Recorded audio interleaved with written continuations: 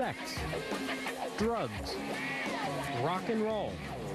They helped define the boomers, and they all came together in San Francisco during the summer of 1967. If we all at one time let loose with all the love we had, man, there would be God manifested in love. The Summer of Love.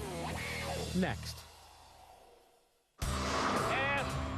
That's one small step for man. In their children's time, if not in our own time. Mr. Gorbachev, tear down this wall. Our Generation, sponsored by AARP.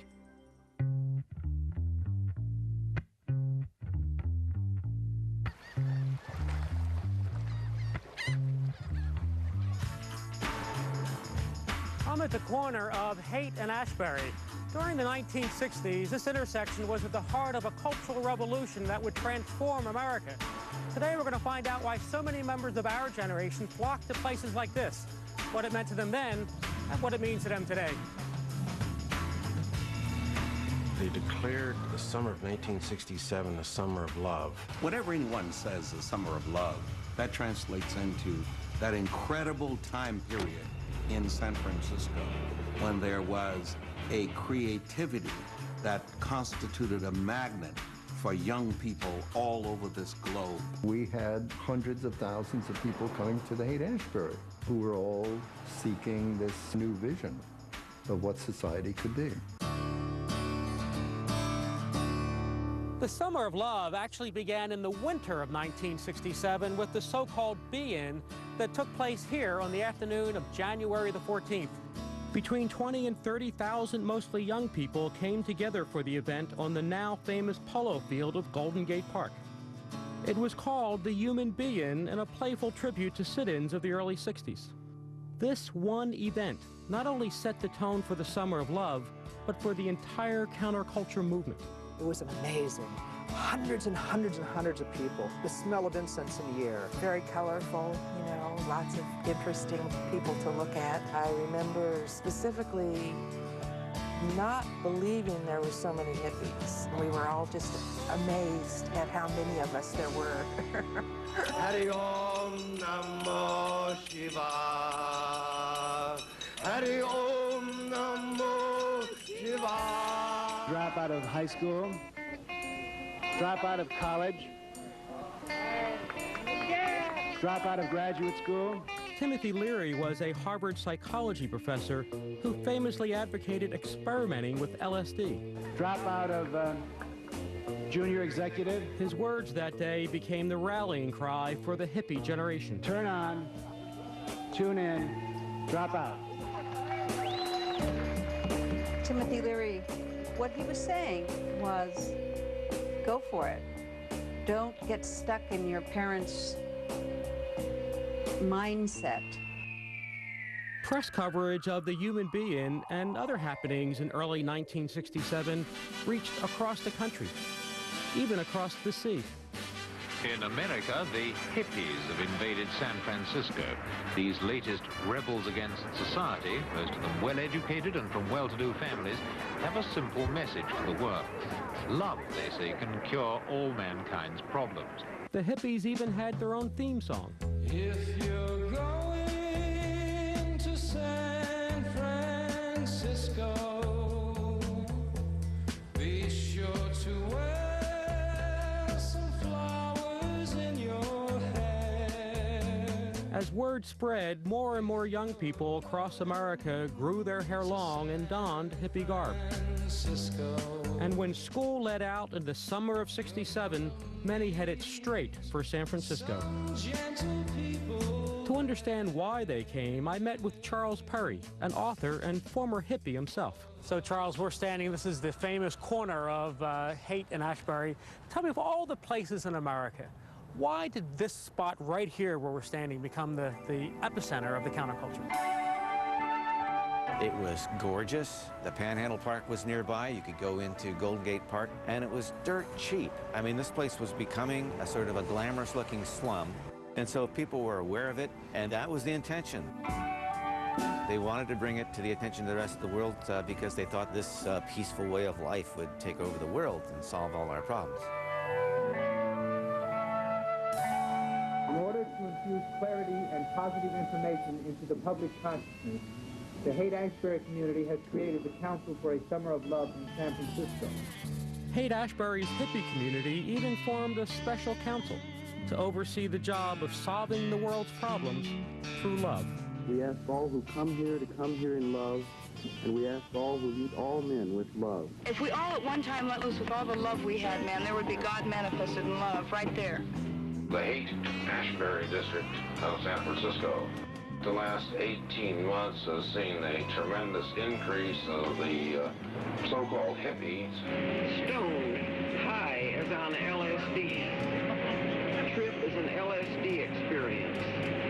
Weed is marijuana. It is the belief of the people who live within the area that we, the middle class or the upper class, have done a very, very poor job in running our government and our way of life.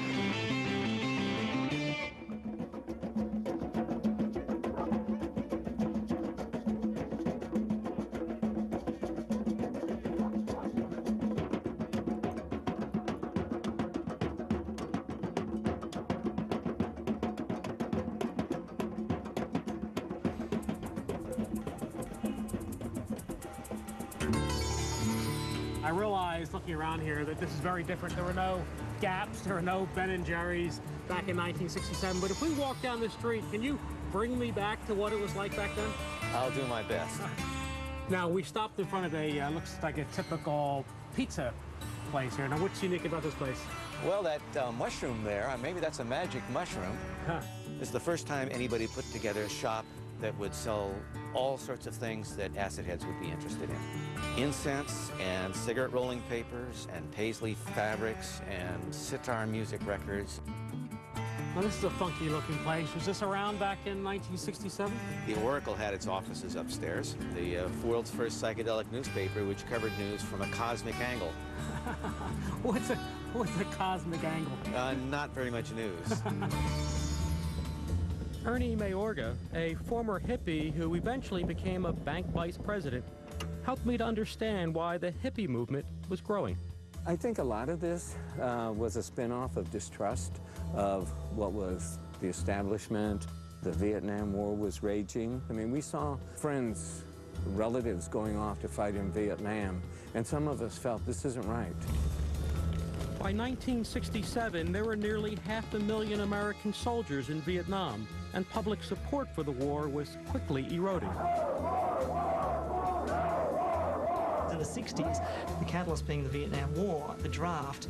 I always feel like the Vietnam War, just the idea that at the end of the day you're going to be sent off to a miserable death in Southeast Asia, really sort of puts things in perspective and can drive you to do things that you might not otherwise do. Fueled by their opposition to the war, young people began to voice their distrust of government and to question their parents' values. What is the first thing we can do that is non-violent? Then you have created a beautiful, brilliant, intelligent idea worthy of your education. If you can think of an alternative to killing, don't you understand what I'm saying? There was a wave, an undercurrent coming up that said, you know, this society is lacking in so much, and we're going to try and do something better.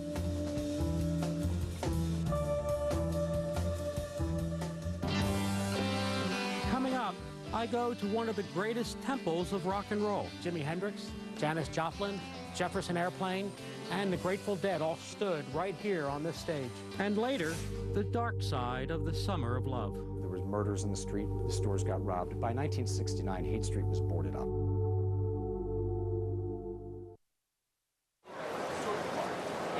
CBS News, without any flowers in its hair, is in San Francisco because this city has gained the reputation of being the hippie capital of the world. I'm Harry Reasoner.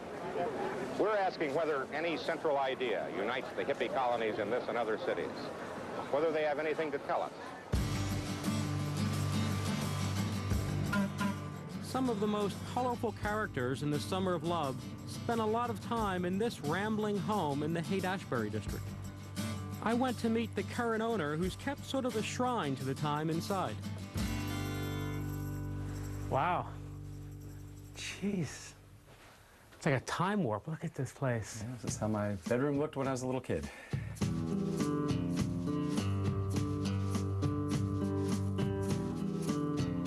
You here in the Summer of Love. Yes, I was. You were a little boy. Yes. So tell me, what's the connection between this house? This house was, they say, the very first hippie commune in San Francisco.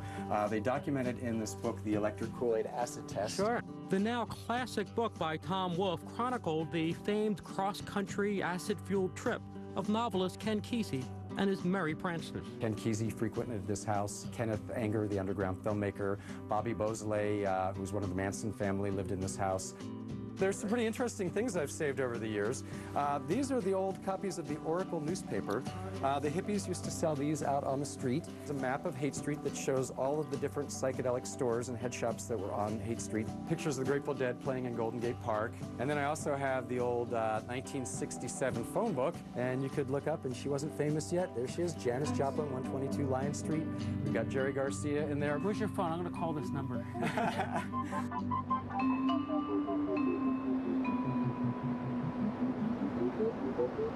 The Summer of Love was about youth, music, and drugs. And to understand the music, you have to come to the world-famous Fillmore.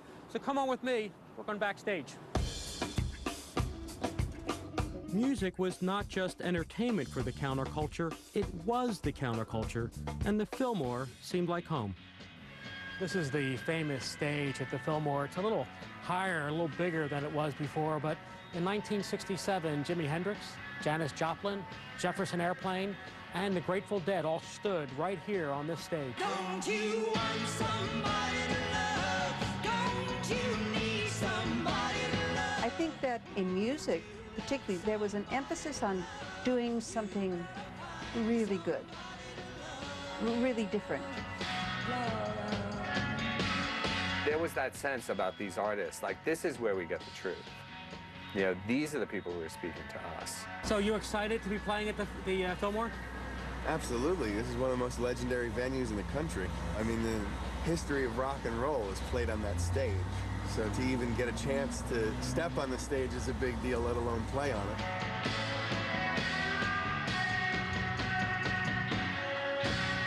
So what was the Fillmore like? Fillmore was awesome. The light kept changing. It was lattice work. It was liquid projections. You could be as freaky as you wanted to be, and freaky was good. We brought in steel pails full of coals from charcoal and threw pounds of marijuana on these pails, which created a tremendous amount of smoke. And then we passed around mailing tubes for people to blow it. LSD had been introduced into society. Yeah, we were expanding our minds. My first acid trip, and it was real good quality acid. I was at the Fillmore Auditorium. I think the Grateful Dead were playing, Jefferson Airplane, and I started feeling myself dissolving, and literally my body was flowing into the floor. What role did drugs play in the counterculture? Were they... Did you ever take LSD? No. You know, if you had, we'd go. You'd understand. I'd understand. I've taken cold medicine. NyQuil doesn't count. Here's the thing, that the conventional wisdom on LSD is whatever you see was always there. But it'll never look the same again.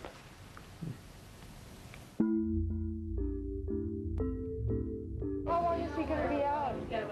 I don't know. It depends on how much he did up. If that's what he did, I don't know.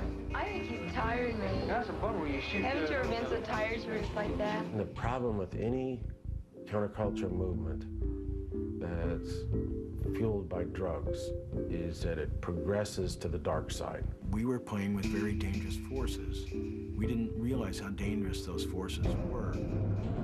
One of the things about LSD is that if you're a borderline psychotic or you're somebody who's fragile in some way, mentally fragile, that can be the very thing that pushes you over the edge and leads you to a life of being in a boarding care or something. I mean, and I've seen that happen. People were ruined.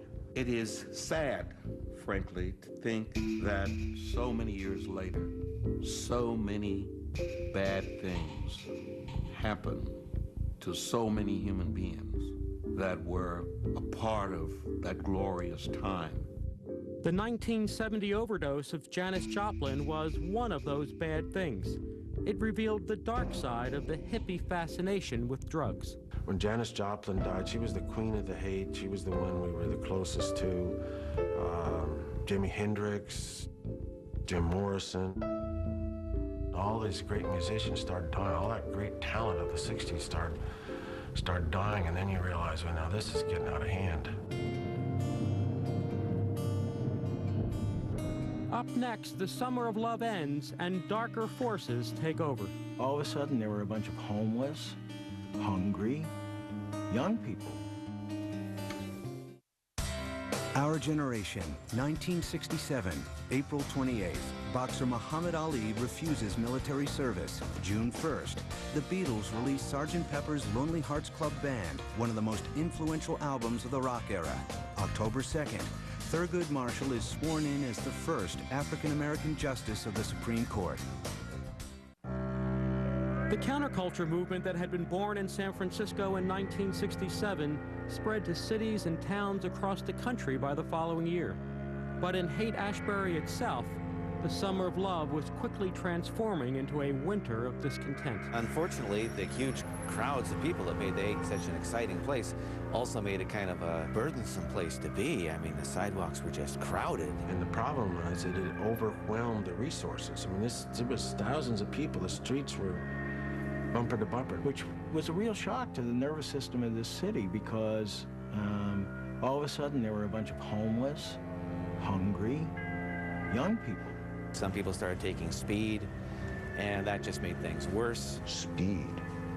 And that's a pernicious, toxic thing. And you'd see 100 kids sitting on the sidewalk, whacked out of their brains. And so, David Smith, for an example, stepped in as a practicing physician, created the Haight-Ashbury Free Clinic because those youngsters who had the substance problems didn't have any health care coverage. I coined the term health care as a right, not a privilege. After the Summer of Love, too many drugs, the overcrowding brought a lot of violence, and there was murders in the street, the stores got robbed. By 1969, Haight Street was boarded up. 68 and 69, it really reached rock bottom. That's when I was living here. It was a very violent place and became a less and less desirable place to live. It was a ghetto. Everybody fled. Everybody sold their houses. The attitude of young people was becoming more and more hostile because of the Vietnam War. There were a lot of street radicals. Too many people flocking there that really didn't understand what the original concept was about communal living and trying to give back to society. The idealism was worn down by a lot of really cold, hard reality that happened in the year that followed. I think the thing that killed off the idealism of 1967 was the horror of 1968. The shocking assassination of Martin Luther King that year was swiftly followed by that of Bobby Kennedy. And just weeks later, bloody clashes between police and protesters at the Democratic Convention would dominate the news. What an incredibly painful time that was in this country's history. There were some downsides to our culture. The downsides were that many of us got heavy into drugs. I was one of those. I have struggled with substance abuse for a good part of my life. I'm proud to say that I'm clean and sober.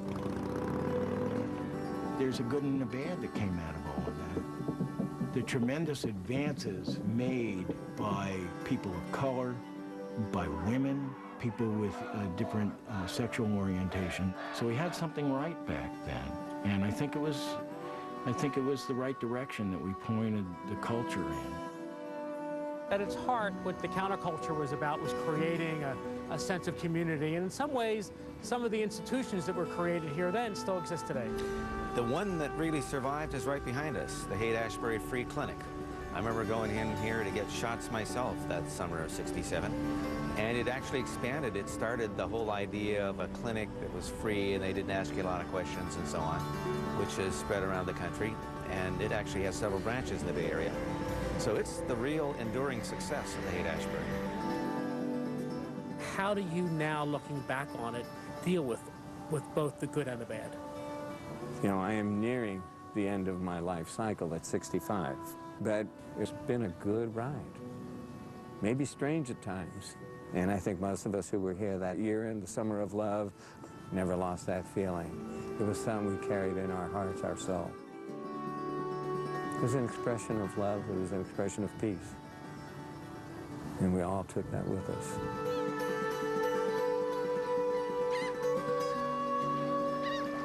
Today, we look at hippies as novelties frozen in time, a reminder of our generation's youthful innocence. But many of the hippies who gathered here in San Francisco during the Summer of Love went on to raise families, write books, and even to run corporations. And they carried with them the counterculture values once nurtured in places like the Haight. And along the way, they changed the world we live in. Today, our generation is the counterculture generation. We may not look like hippies anymore, but many of us still embrace their values.